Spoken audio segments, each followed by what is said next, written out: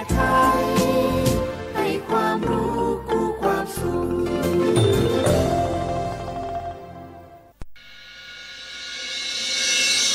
สถานีวิทยุกระจายเสียงแห่งประเทศไทยจังหวัดเชียงใหม่ AM 1476 กิโลเฮิรตซ์สถานีวิทยุภาคภาษาชาติพันธุ์แห่งเดียวในประเทศไทยที่มีความทันสมัยเชื่อถือได้สร้างอัตลักษณ์กลุ่มชาติพันธุ์สู่สากล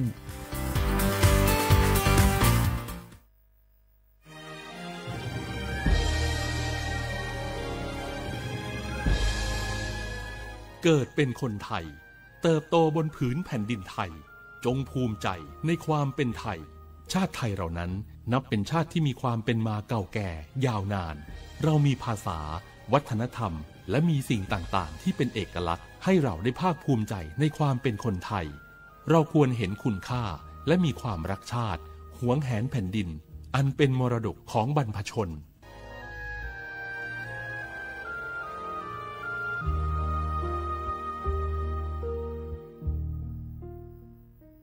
โอกาสก้าวสู่เส้นทางศิลปินกลับมาอีกครั้งพร้อมปรากฏการณ์ครั้งใหม่ที่รวมการประกวดร้องเพลงไทยอมตะร่วมสมัยทั้งเพลงลูกทุ่งและลูกกรุงไว้ในเวทีเดียวกันกับโครงการเยาวชนสืบสานเพลงรักไทยโดยสำนักงานทรัพย์สินพระมหากษัตริย์ซีซั่น 2เปิดรับสมัครตั้งแต่วันนี้ถึง15มิถุนายน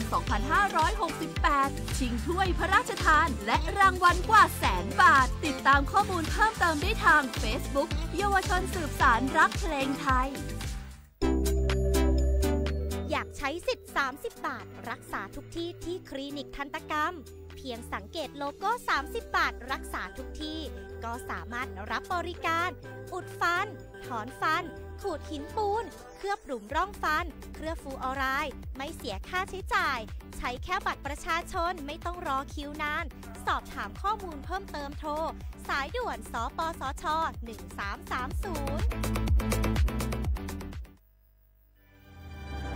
คนไทยทุกคนหากเจ็บป่วยเข้าข่าย6อาการฉุกเฉินวิกฤตถึงแก่ชีวิตใช้สิทธิ์ยูเซปรักษาโรงพยาบาลที่ใกล้ที่สุดได้ทุกที่ไม่เสียค่าใช้จ่ายเพียงยื่นบัตรประจำตัวประชาชนแจ้งใช้สิทธิ์ได้ทันทีสอบถามเพิ่มเติมโทรสายด่วนสปสช1330ตลอด24ชั่วโมงกู้ภัยโทรมาบอกว่าป่อน้องรถแฉลบน้องบ่คิดบ่ฝันเลยว่าวันนั้นจะเป็นวันสุดท้าย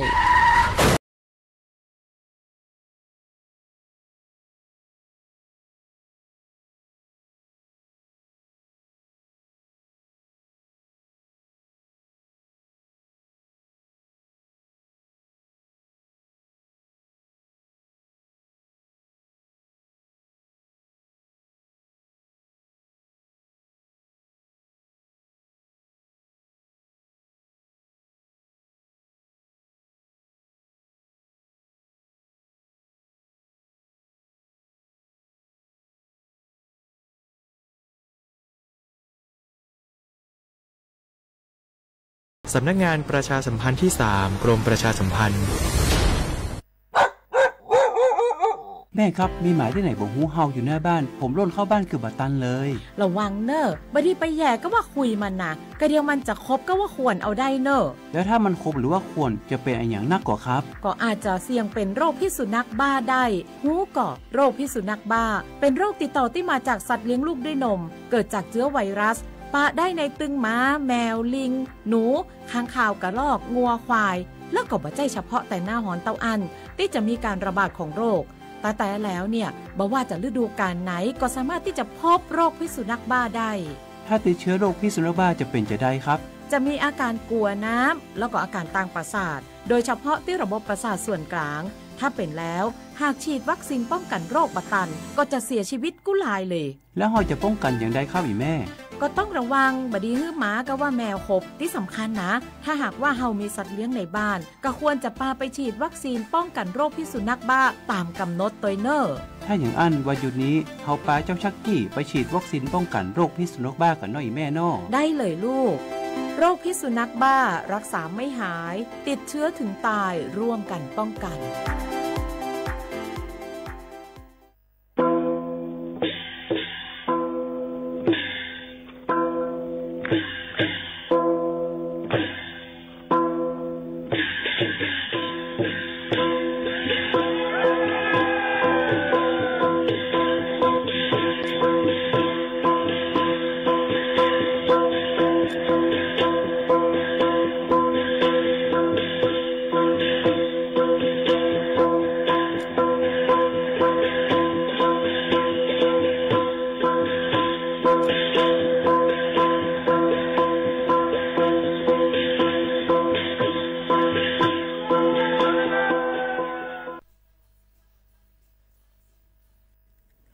เขาสนใจใครปืนเผาผ่านตั้งห้องปล่อยเสียงสวทเก้งใหม่ปั่นตั้งหูห่มปาดังมีดังซื้อถ่อมแจ้งแล้งหลีกว่าไก่ในปื้นตีเจดอนเก้งใหม่กับสืบมาเลยดีสวทเก้งใหม่หมายฝน053-276-068และ0922468579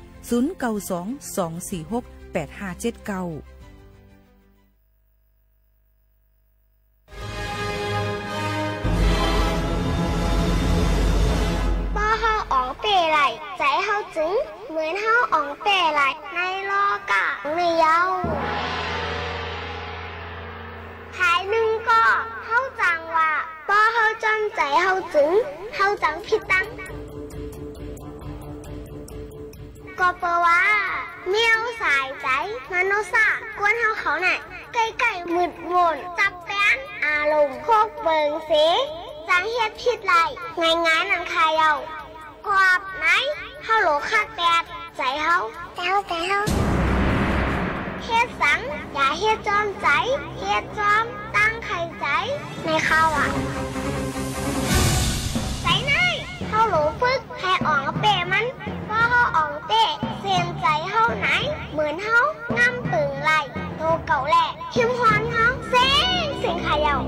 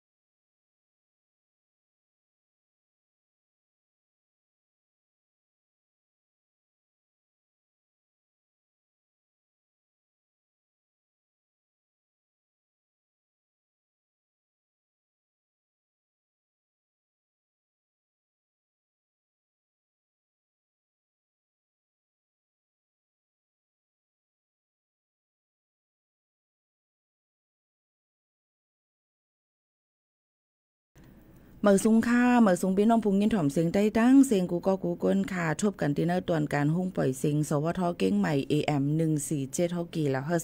สถานีวิทยุกระจายเสียงแห่งประเทศไทยจังหวัดเชียงใหม่อยู่เป็นอ้อยก็อ้อยเซปอมพี่น้องเขา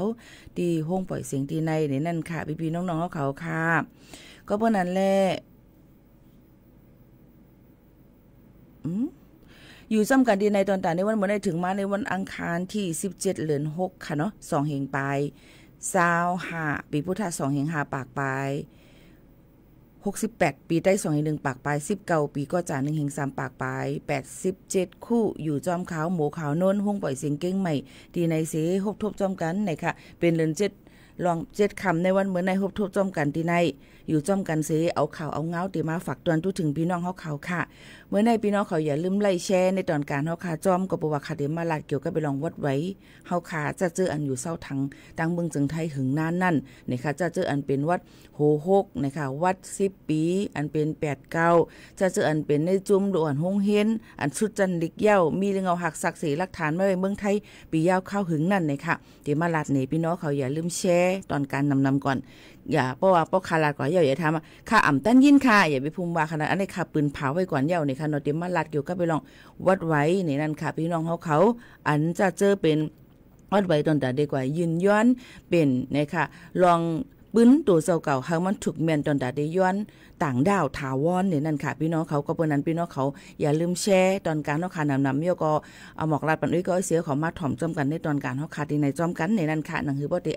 ตกข่าวตกเงาหนังคือบ่ติขึ้นตันเดี๋ยวก็เฮ็ดลองถูกส่วนในส่วนเป็นเนาะค่ะเฮามันบ่ถูกแม่นเรื่องหนังนั้นค่ะเนาะก็ออกมาฝากตวนจู้ถึงพ่อแม่ปีๆน้องๆเฮาเขาเรื่องหนังไหนค่ะพี่น้องเฮาเขาค่ะข่าวเงาอ่อนตั้งในที่เอาข่าวเงาเกี่ยวกับไปลองฟิงฟ้าราศีมาฝากตวนจู้ถึงพ่อแม่ปีๆน้องๆเขาก่อนค่ะเนาะเกี่ยวกับไปลองข่าวเงาฟิงฟ้าราศีในก็มันเป็นข่าวฝนในนั่นค่ะฮู้กาเดไลฟังไว้ฮู้กาเดไลหางเฮียนกันไว้หนังหือป้อเตทบเพกูสำแสนเปิงนั่นเจ้าหนังในค่ะเนาะก็เอามาฝากตวนจู้ถึงพ่อแม่ปีๆน้องๆเขาให้ลิงยินถ่อมจ้อมกันในนั่นค่ะดอนด่าในวันเหมือนในนั่นเนี่ยก็บางปอดห้องจึงไทยนั่นในค่ะเนาะพ่อแม่พี่น้องเขาค่ะฝนที่จังตกลงมาโหปักมัน60ในปืนตีเตตกน้ำตั้ง7วันเกียงใหม่เกียงหายแม่ฮ่องสอนพะเยาเมืองน่านและเมืองตากในนั่นค่ะก็เปิ้นนั้นลงตั้งในบ่ได้กะด้วยตั้งนำปังหลายอันที่เฮิรนอันจำดังนำปังหลายนั่นเนี่ยก็หลูเลยฟังกันไว้นะคะตีอยู่ด้านเซาอันจำนำปังหลายเดจังขึ้นสูงมาเดจังให้ได้น้องไหลเหมือนกันเดี๋ยวก็เดจังมีลิ้นหยดลิ้นกลลิ้นปังเทียงรู้ก่อนก็ปานไหนพี่น้องเขาก็หลูเลยฟังกันไว้ยก็เตออกตาไปตั้งเลยนี่ก็หลูเลยฟังกันไว้ในนั้นค่ะเกี่ยวกับไปลองข่าวเงาฟิงฟ้าราศีเอามาฝากฟังไว้ปันพ่อแม่ปีๆน้องๆเขาเจ้าหนังไหนค่ะพี่น้องเขาค่ะเที่ยงอันนึงนั่นในค่ะย่ำพองแต่เหลวนะเปิ้นก็มีคอหามนะคะตอนตาตีก้นอันเมาเหี่ยวหอรถหอกาในหนังคือปติรถเพียจำเสียนตาสายตั้งค่ะเนาะเมาเหี่ยวหอรถหอกาในจึงเปิ้นที่เอาจำหนังอมูคดีมันสูงสุดในนั่นค่ะยก็ติเอาปลาดังรถกานั่นแทงดูก่อนซึ่งหนังในค่ะเนาะมือตามเงินเสมกาเอาปลาดังรถกาในค่ะหนังคือปติหลับติกูหนังคือปติอำเฮ็ดพิษปักปึงหนังคือปติเป็นเพไหลแทงซึ่งหนังในค่ะอันนี้ก็เป็นข่าวเงาเที่ยง1อันเอามาฝากเตือนทุกถึงพ่อแม่ปีๆน้องๆเขาค่ะเมื่อว่าเผยเตอร์ถี่กันพองในนั่นค่ะพี่น้องเขาเมื่อว่าในก็มันก็ว่าเตอร์ถี่เอาในค่ะเนาะมันก็ว่าซุ่ม2ลายซ้าย2ลุ่มอยู่ในจังหนังในค่ะอันไรก็ไปไล่ในค่ะนะก้อยกะลองอันจ้ำกำอันว่าในผู้เหลือเผยก็ใครมาใครมีกูก็เจิมเปิ้นเจิมค่าในค่ะเนาะก้อยกะมันก็ขานานแกมีอยู่6ตัวอย่างเตอร์บอกนี่ค่ะเนาะแต่เจออันทางนั่นเนี่ยก็คำเตอร์เนี่ยก็ปันแห้งใจเปิ้นนั่นขนาดเนาะก็เปิ้นมีกรรมหลีสุนหลีนั่นขนาดไหนก้อยกาจึงหือก็เลยอย่าไปกลุ่มมุ้งมองในวันที่1เลยวันที่16ก้อยค่ะนะเฮารู้เลยเหตุการณ์กว่าเที่ยงอยู่ข้างไผข้างมันตกตักข้างไผข้างมันมือพองเฮาค่ะถึงมีเอ็นแห้งแก่นแข็งอยู่ในจึงไหนค่ะเนาะนี่ก็เป็นข่าวเฮาเที่ยงนึงอันเอามาฝากเตือนถึงกันค่ะเฮาข่าวถ่อมด้วยเพียงความ1หูก่อนสายฝนอันย้อนกันเข้ามาสิกำติเอาข่าวเงาเกี่ยวกับไปลองวัดไว้มาฝากเตือนถึงพี่น้องเขาอย่าลืมไล่แชร์ในตอนการเนาะค่ะนำเสกำหน่อยค่ะ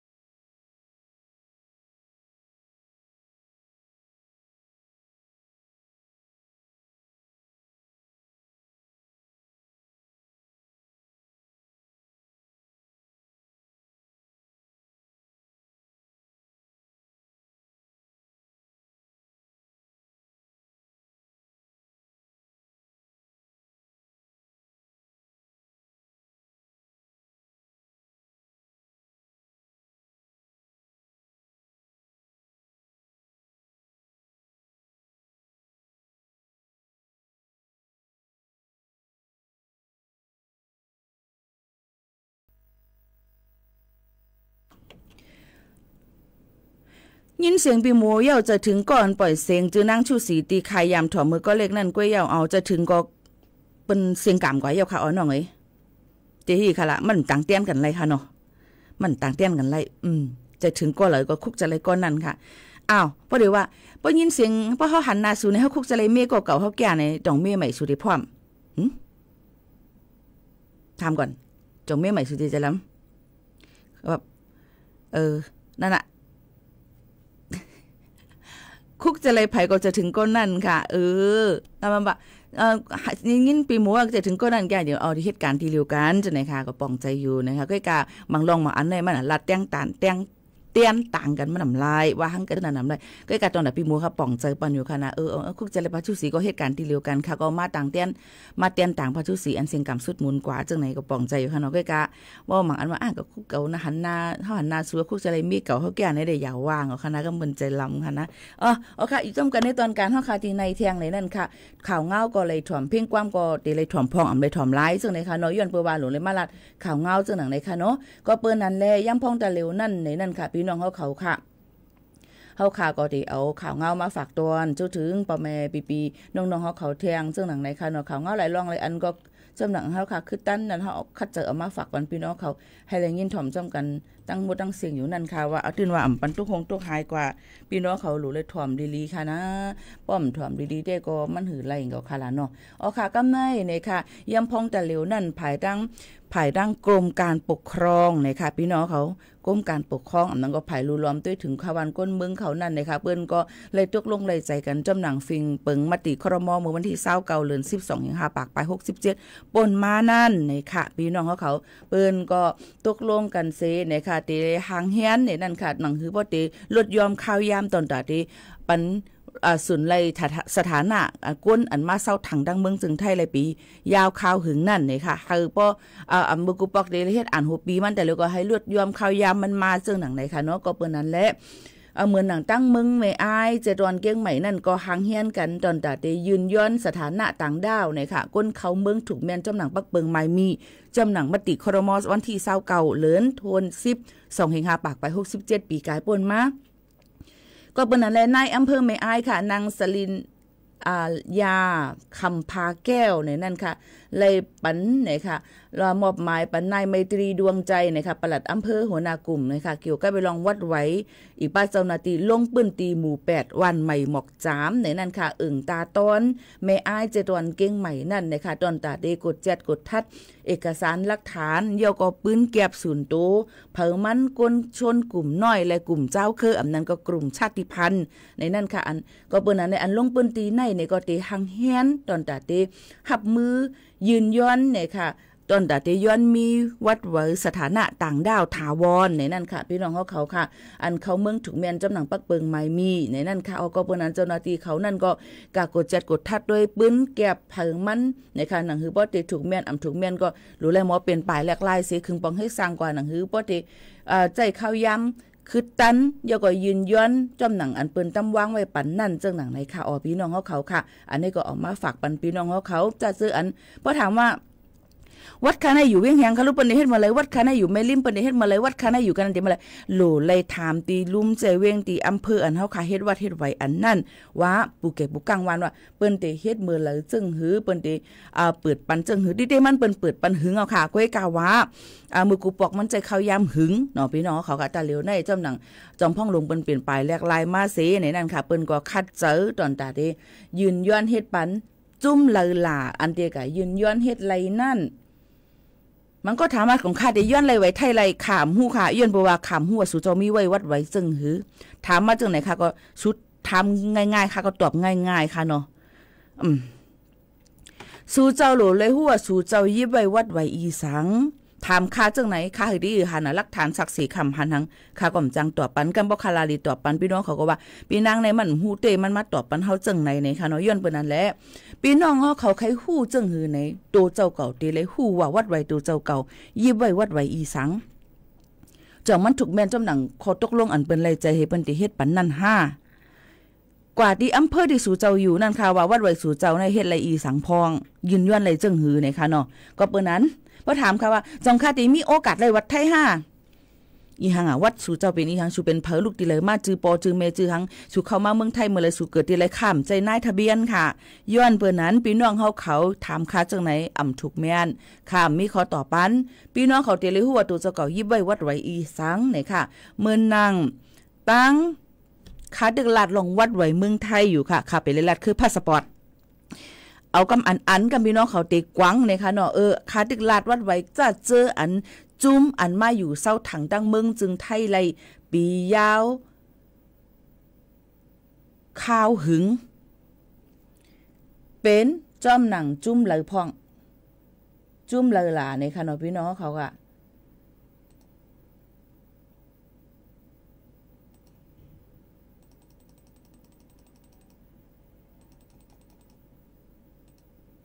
เป็นจุ้มอันที่เขามาอยู่ในเมืองจึงไทยหึงยาวหึงนานนี่ค่ะเป็นชนกลุ่มน้อย19กลุ่ม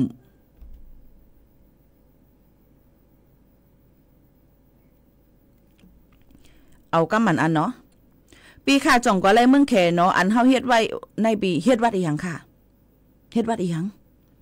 ค่าตึกลาดว่าค่าติลาดกำมันอันวัดไว้ในมันนำแน่นอย่าไปพุงถามมาถามค่ะเพราะคำอ่านทำได้ว่าคำอ่านข้อความพี่น้องเขาเที่ยงเลยค่ะเนาะถ้าเจออันเดียกย้อนใหญ่สถานะต่างดาวถาวรถูกแมนจำหนังปักเบิงไหมมีอันนี้มันจังเปลี่ยนความไตมันจังเปลี่ยนสถานะต่างดาวถาวรในมันจังเปลี่ยนมันก็เดี๋ยวว่าเป็นก้นต่างจึงเมืองอยู่เช่าถังเมืองจึงไทยเลยหึงนั้นจึงไหนคะเนาะก็เปิ้นนั้นค่าเดลิลาดกว่าลอกำไทยขนาดในคำจังเปลี่ยนก็เปิ้นนั้นแหละจะเจออันเป็นชนกลุ่มน้อย19จุ้ม2เป็นด่วนฮงเฮนและสุดจันลีกเย้าจันจบปริญญา5ปริญญาตรีปริญญาโทปริญญาเอก5จึงไหนค่ะเย้าก็3เป็นก้นอันที่มีพ่อแม่พี่น้องเคยเฮิรนอำนั้นก็คนไร้รากเหง้าจุ่มไหนค่ะเนาะพี่น้องเขาค่ะเย้าก็4เป็นก้นอันเฮ็ดลองตั้งหลีปันจึงเมืองไทยจุ่ม2 3 4ในมันก็จะมีอันคาลาดในมันก็จะมีจำหนังตีอำเภอเปิ้นนายทะเบียนเปิ้นตีฮู้ลีเฮเปิ้นถามดีค่ะว่าจุ่ม2 3 4จึงหือล่ะค่ะก่อมฮู้ค่ะโดยเลยก็ถามที่ลุงเจเวงที่อำเภอค่ะเย้าก็อันเข้ามาในเมืองจึงไทยอ่อนตั้งวันที่18เดือน1 2 5ปากใบ48เหมือนนั่งหมาย6หมายกับโตโห6จุ่ม5072อันเป็นจุ่มโห0อันเป็น89เจมเจอในนั่นค่ะซึ่งฮือล่ะในค่ะเนาะโหลเลยอันที่เข้าจำหนังเป้าหมายอันที่เปิ้นติเฮ็ดปันวัดไว้นั่นในจึงมันก็ติเลยมีจังปอกเมื่อขึ้นเมืองตีเก่าตีเกิดตีเก่าไล่อยู่เศร้าทางดังเบิ้งจึงไทยย่อมหรือเสสิพาปีแต่เอาวันอันยืนย้อนนั่นย่อมหรือเสสิพาปีถอมลีๆค่ะเนาะก็มันแปลว่าวัดคาโหซุนชูในจังเฮ็ดไรเฮ็ดไรค่ะกำนายย่อก็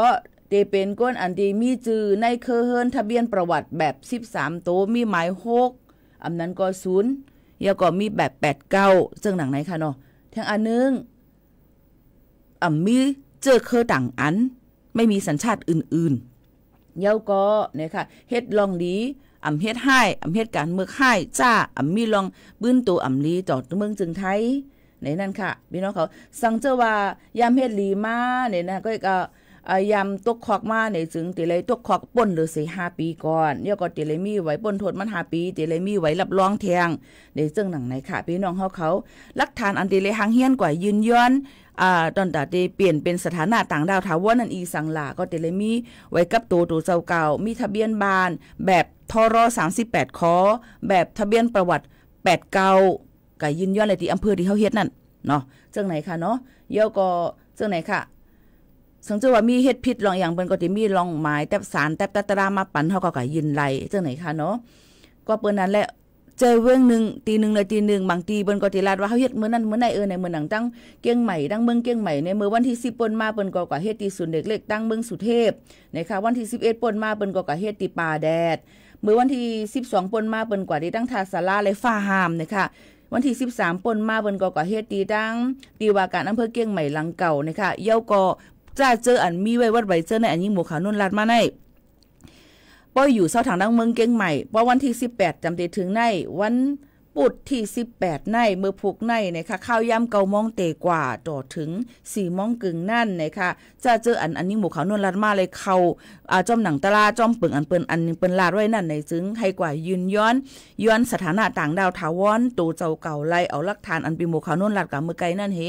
มีสังกว่าเอากว่านั่นขนาดเนาะเอาจังนั้นเสกว่ายืนย้อนเลยที่ห้องประชุมสำนักแขวงนครพิงค์เก่านะคะก็เต็มอยู่จำตั้งหิมกัดเมืองใหม่เจ้านั้นค่ะนี่เนาะฮู้เนี่ยก็เสิร์ชกับ Google Map กว่าไล่ซึ่งไหนค่ะพี่น้องเขาอันนี้เป็นทางอำเภอเมืองค่ะก็ไม่บ่ได้ถามว่าตั้งเอาเวียงเหียงประเดเฮ็ดเมื่อไหลแม่ลิ่มประเดเฮ็ดเมื่อไหลแม่แตงประเดเฮ็ดเมื่อไหลจอมหนังวัดไหวพี่น้องเขามีไว้นั่นในซึ้งพี่น้องเขาโหลเลยทางปูเกปูก้างวานทีเดียวมันเปิ้นเฮ็ดมาปียาวเข้าหึงเอาใกล้กับมันเทิงใจเข้าย่างเป็น 2-3 ปีใกล้กับแต่หรือเพราะว่าเฮาค่ะยินย้อนเฮ็ดกว่านั่นในซึ้งมันก็ดีง่ายแง้มเนี่ยก็เข้าย่างมันก็ดียอมลงมาจังไหนค่ะพี่น้องเขาก็เปิ้นอะไรลองตั้งอันไหนเกี่ยวกับไปลองวัดไว้พี่น้องเขาก็สังเจอว่าอยู่จ้อมหนังอันนี้หมู่เขาโนราดมาในก็อ่อนกันคัดเจอกว่ายืนย้อนสถานะต่างดาวถาวรกันไล่บ่เฮ็ดต่างดาวถาวรเย่าในซึ่งพัสเฮามันก็ติไล่มาเฮาก็ติไล่กับรายงานตัวที่ลุ่มโตมันเป็นคักเป็นตอนค่ะเนาะตาจึงหือในค่ะอยู่เซาทางไล่เยอะก็กว่าเลยต่างจึงเมืองไล่ในอาเซียในเมืองเอเชียอันว่าในค่ะเนาะต่างจึงเมืองจังได๋เฮาขอกว่าไล่ขี่เฮอร์มินกว่าไล่ในนั่นค่ะซึ่งไหนค่ะเนาะลองศูนย์ในศูนย์เป็นลองวัดไว้ต่างดาวถาวรในซึ่งไหนค่ะก็เบอร์นั้นลองตั้งเจ้าในก็คัดเจอเอามาฝากปันพี่น้องเขาก็ให้กาว่าพี่น้องเขาถามว่าพาสปอร์ตค่ะอันเฮาค่ะเป็นแห่งการในเปิ้นสิเฮ็ดปันเมื่อไหร่ในตาเหลียวตั้งเมืองจึงไทยภายตั้งกรมการจัดหางานเขานั่นอันนี้มาแทงรองเขาค่ะนะมาแทงรองเปิ้นก็หย่อนย่านปันควักข้าวยามปันจะเจออันวัดไว้หมดอายุเจอนั่นแล้วที่อยู่ในขั้นตอนที่การต่ออยู่นั่นในจึงเป็นต่อปันข้าวย้ำให้อยู่เศร้าทางกว่าในเมืองโจข้าวไรต่อถึงปีเซงย้อนเปว่าไผ่ลุมพองต่างดั้งเมืองมานเขาเปิ้นไปมีตื้อตั้งตอนดัดเฮ็ดปันวัดไว้พี่น้องเขาแทงต่างอ่านพาสปอร์ตเจ้าในค่ะเนาะย้อนนั่นแหละเจ้าในก็เป็นรองข้องค้ำก็กะว่าพี่น้องเขาดีกว่ามาไปจึงหือในก็เดี๋ยวเลยมีเอาหักศักดิ์ศรีหลักฐานรองวัดไว้ตัวเจ้าก็ให้ลีในนั่นค่ะพี่น้องเขาค่ะในก็เอามาฝากปันเฮ็ดจ้อมหนังเป็นคักเป็นตอนคันเป็นตอนค่ะเนาะพี่น้องเขาค่ะย้อนเปิ้นนั่นแหละลองตั้งซะในมือไปเฮ็ดนั่นเฮาค่ะกว่าเฮ็ดก่อนเฮ็ดมาเย้ามันมีสุนไหลซึ่งหือห้าในเฮาจ่องก็ขึ้นมาว่ากันแทงกำนึงค่ะเนาะตาเหลียวในเปิ้นปันตื้อตั้งตอนตะก้นอันมีอยู่เซาทางดังเมืองจึงไทยไหลหึงจังไหนค่ะเนาะยกก็ถามว่าลูกค้าในมีไว้เกิดมีไว้เกิดก้อยกาแต่เหลือสัก10-40พายเอาไปเลยถ่ายวัดไว้จ่องห้อมค่ายก็อยู่ที่ในทะเบียนอยู่ไว้หือมีไว้จอมเผาตรงปัญญาจำหน่ายบ่ปัญญาจำหน่ายนี่ก็ดูเลยกว่าเอาปอเอาแม่ก็ยืนยันให้ก็ถ่ายปันวัดไว้ลูกจังไหนค่ะมันก็จะเป็นคักตอนจังนั้นค่ะเนาะพี่น้องเขาค่ะก็เอามาฝากปันพี่น้องเขาในนั้นค่ะอันคาลาดไรเต็มปากเต็มคอเต็มซุปค่ะนั่นค่ะก็เตลาดอันนี้ค่ะฮับผู้ไรยก็มันจะเต็มบางอันบ่ค่ะอำฮับผู้ไรในค่ะก็เอาข้อถามพี่น้องเขานั่นค่ะเด็กขึ้นกับถามผู้โรงเรียนมันสิเอามาหมอกลัดปันพี่น้องเขาเที่ยงกำนึงนะคะน้องก็เป็นข้อตอบที่อันลีที่สุดตอนดาบ่แม่ปีน้องๆเขาจังไหนค่ะเนาะเอามาฝากปันพี่น้องเขากูก็จังหนังไหนค่ะพี่น้องเขาค่ะอ่อนกันลือเฮือลือจะถ่อมด้วยแทงเพียงความพี่น้องเขาย้อนกันเข้ามาเที่ยงรู้ก่อนค่ะ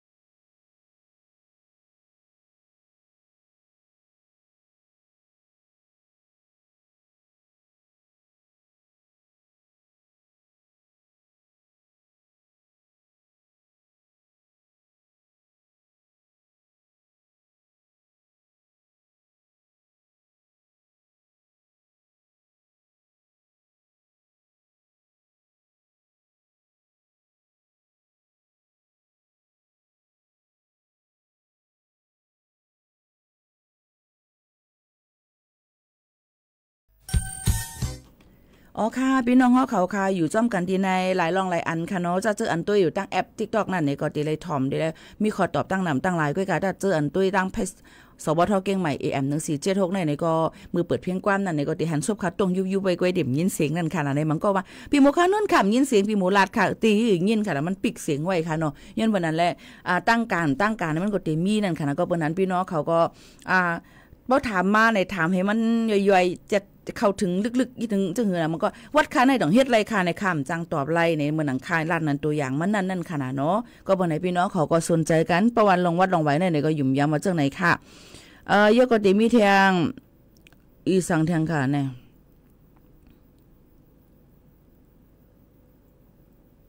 ปมบ่ว่าถ้าไปเย่าไปต่อเย่าเนี่ยก็แจ้งเกิดล้วนต้องไล่รู้เลยกว่าแจ้งเกิดค่ะเอาหลักฐานอันที่เฮาค่ะมีว่านั่นกว่าแจ้งเกิดปันเนี่ยค่ะเนาะพี่น้องเฮาเขาค่ะเจอหนังไหนค่ะเนาะ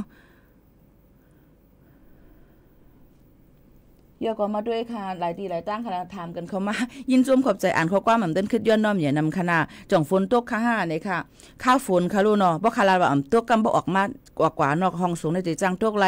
คาราดกว่ามือข่าวเงาอ่อนตั้งข่าวเงาฟิงฟ้าราศีไว้ว่าฝนติจังตกโหปากมัน60ก็บอกว่าใครนำไว้อยู่นังเก่าค่ะเนาะบางทีก็ได้ตกนำบางทีก็ได้ตกเกบางทีก็ได้ตกจังไหนก็เป็นไรในนั่นค่ะพี่น้องเขาค่ะถอมได้ทางนึงเพ่งกว้างค่ะเนาะอันย้อนกันเข้ามาจะถึงลุงเม่เนี่ยค่ะ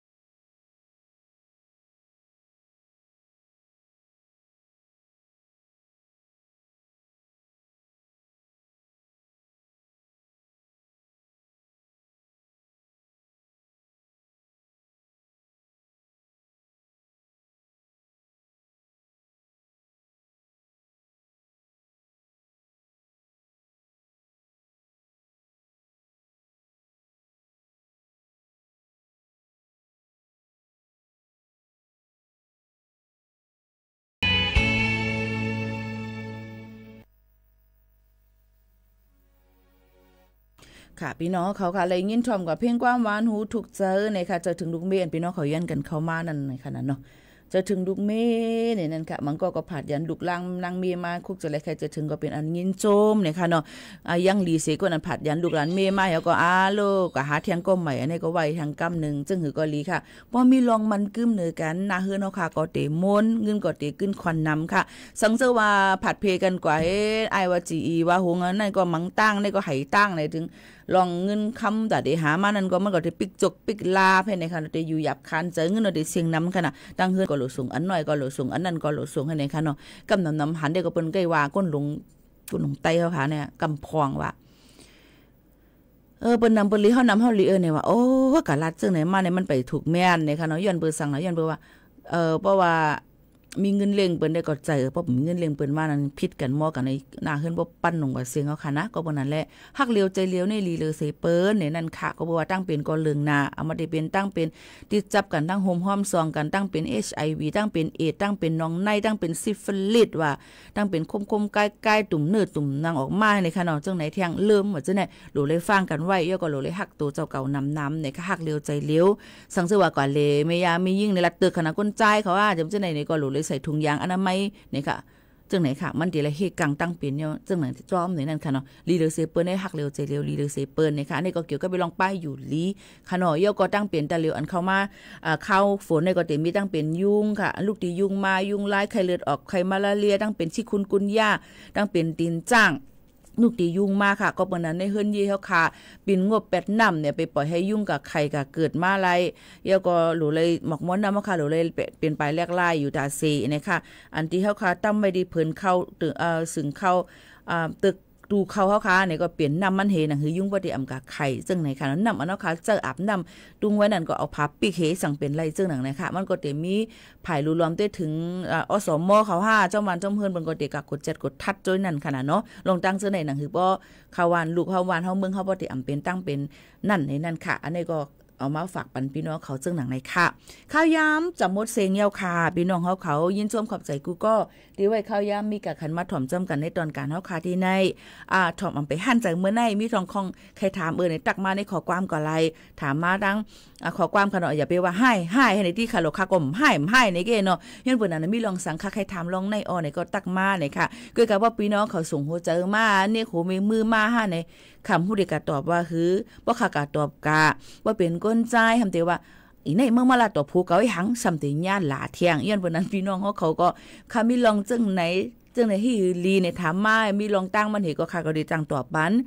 อำเจว่าอำแค่ตอบขนมมังปอกมาเลยมามันก็หังเฮียงหนาเพียวเหรอพี่น้องเขาว่าไม่ซุ้มค่ะไม่ซุ้มค่ะกินข้าวเยี่ยวค่ะกินเยี่ยวค่ะกินผักสังค่ะกินหมักผักปักค่ะข้าวในข้าวเฮียบกินเฮียผ้าในถามกันกะทำกันมาค่ะเป็นเหตุการณ์ค่ะนะก็เปิ้นนั้นพี่น้องเขาก็ลัดเอาตียำมันก็ไล่เอาในค่ะเนาะบ่คำตอบกันว่า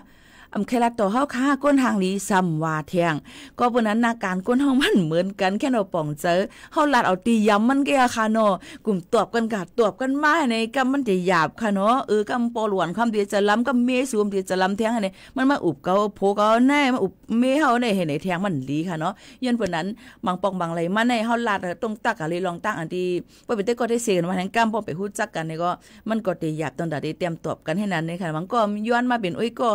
หลอกโปรไฟล์ไว้หำฮู้จักคำที่คือกันลัดต่อกันป้อมฮับมาขากินน้ำฮับเฮาหำวันในข้าก็ฮู้เดี๋ยวว่าขณะเกิดเป็นก้นนามวนมาจริงๆในก็นั่นตายก็ญาเจเป็นหลายจัดเห็นค่ะนะย้อนเปิ้นนั้นเฮาโหลเลยฮู้ปักเปิงก้นนี่ค่ะเนาะย่อก็ลองศูนย์เลยศูนย์เป็นก้นหนังคือหนังเฮาปฏิอำป่นเปลี่ยนเปิ้นนั่นจังไหนค่ะเนาะก็เอามาฝากปันจังหนังได้ค่ะผาดยันพี่น้องเขาเมื่อเตๆยาวค่ะยินชมขอบใจกูก็ค่ะอันใดลีก็เอาอันใดเมาก็แปดค่ะนะม่อนๆค่ะเหมือซุงค่ะ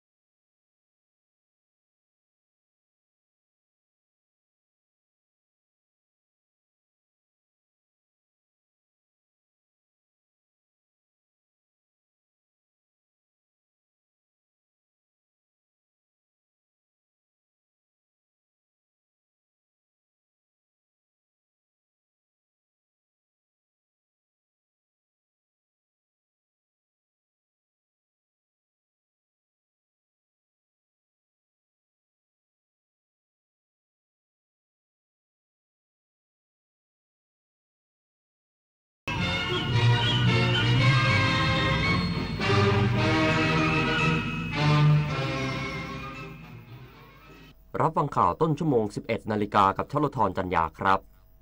กระทรวงการพัฒนาสังคมและความมั่นคงของมนุษย์พัฒนาศักยภาพคนพิการให้พึ่งพาตนเองได้ด้วยการมีอาชีพมีรายได้อีกสักครู่กลับมาติดตามรายละเอียดครับเยาวชนคือพลังสำคัญในการขับเคลื่อนอาเซียนไปข้างหน้าประเทศไทยพร้อมสนับสนุนเครือข่ายเยาวชนอาเซียนให้แข็งแรงเป็นมิตรและรวมพลัง